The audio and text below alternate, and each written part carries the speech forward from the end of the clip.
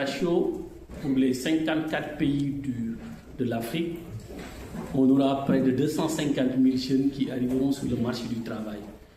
Donc, face à ce contexte, on voit que l'enjeu à l'échelle internationale est détenu par le trio qui est l'Amérique, la Chine et l'Europe en ce moment.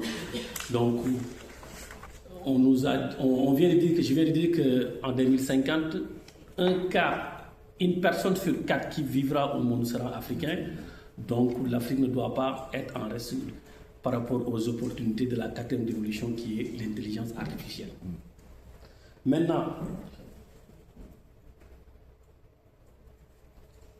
il y a une bataille mondiale sur l'IA parce que l'IA, c'est une révolution qui est là avec ses enjeux économiques, ses enjeux géopolitiques et ses enjeux de souveraineté. Si on parle d'enjeux géopolitiques et économiques, les précédents intervenants ont parlé de l'Amérique qui s'est engagée à hauteur de 500 milliards. On voit la France avec le sommet de la France avec 100 milliards. Maintenant aussi, on voit les pays du Golfe maintenant qui s'engouffrent dedans. Mais jusqu'à présent, on ne voit pas une certaine volonté africaine pour pouvoir entrer dans la danse. Donc là, il y a une vraie niche d'opportunités par rapport à cette 4e révolution qui est l'intelligence artificielle. Mais on voit que il y a le trio là qui tiennent les rênes en ce moment. Maintenant, après cette configuration géopolitique, le défi doit être d'abord un cadre réglementaire parce que à l'entame de ces propos, vous avez posé la question à M. Sissoko par rapport à l'éthique. Maintenant, si on parle d'éthique, si on parle d'IA, on sait que, par exemple, pour avoir notre propre IA ou bien nos propres IA, il faut d'abord un cadre réglementaire qui est propre à l'Afrique. Donc, le premier défi pour le continent africain, pour la mise en place d'une intelligence artificielle dédiée à l'Afrique, ça doit être la mise en place ou bien la réflexion d'un cadre réglementaire africain, à l'instar du ZLECAf. Maintenant, après le cadre réglementaire, il y a la formation. Donc, quel que soit Alpha, on est dans une révolution qui est l'IA, mais les gens pensent l'IA sous l'angle de ChatGPT, alors que l'IA, ce n'est pas ça. L'IA, ce n'est pas du ChatGPT. ChatGPT, c'est un modèle LLM. Maintenant, si on veut profiter des avantages de l'intelligence artificielle, il faudra se pencher sur la formation des jeunes. Maintenant, moi, je préconise une formation qui va être corrélée depuis le bas âge, parce qu'il y a l'exemple de la Chine. On voit en Chine, le président Xi Jinping a déclaré qu'en ce moment, on doit introduire forcément l'éducation de l'intelligence artificielle à partir de 6 ans. Donc moi, je pense aussi, si par exemple l'Afrique veut se positionner de façon claire, de façon structurée sur cette 4e révolution qui est l'intelligence artificielle, il faudra qu'elle se base sur la formation. Maintenant, une formation qui va aller du primaire, au secondaire, lycée, universitaire, en insistant aussi sur la recherche. Parce que aussi, point de recherche, point de développement. Donc il faudra corréler la formation, la recherche sur les différentes couches des populations en sensibilisant sur les opportunités de l'IA.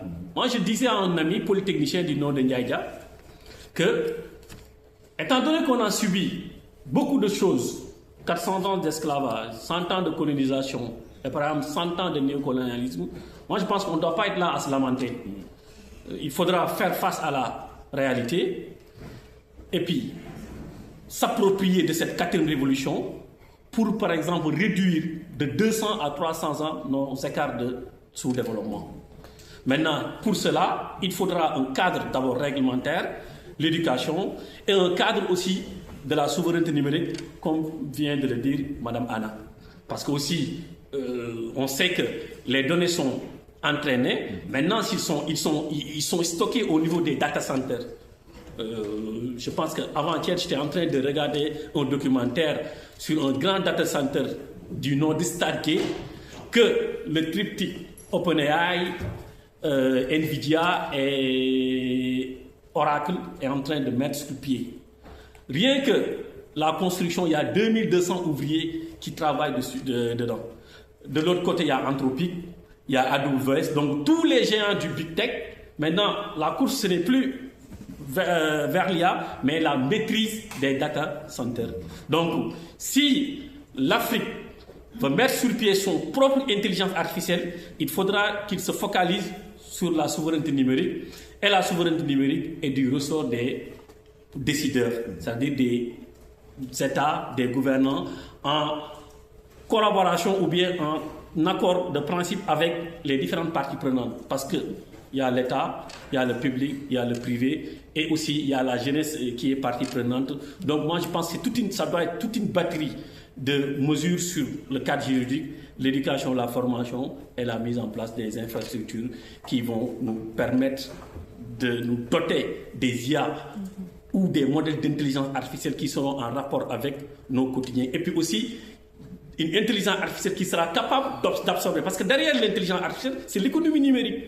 Imaginez 600 millions de jeunes qui devront arriver sur le marché du travail en 2050, 15 millions par année, 225 millions pour chaque pays. Donc là, ça représente un créneau extraordinaire pour créer de l'emploi et aussi bloquer les fléaux qui nous touchent, c'est-à-dire l'immigration clandestine et d'autres fléaux qui gangrènent le continent africain.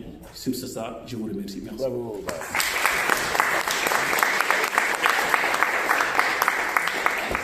Justement, vous parlez de l'importance de la formation. Et selon vous, de quelle manière est-ce que l'on pourrait démocratiser justement l'accès aux formations en IA afin que tous les pays africains, même les moins équipés, puissent participer à la construction d'une IA africaine? Pour la démocratisation, d'abord il faudra s'unir sur la question.